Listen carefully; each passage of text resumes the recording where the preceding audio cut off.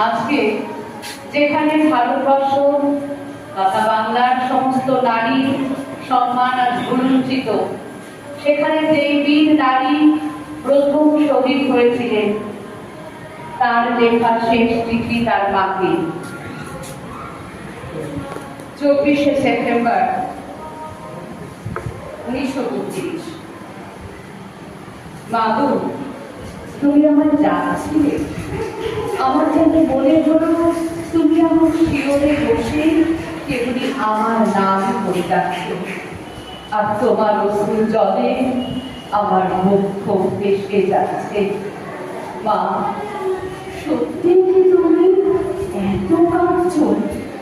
আমি তোমার ডাকে সাড়া দিতে পারলাম না, তুমি আমায় ডেকে ডেকে হয়রান হয়ে চলে গেলে।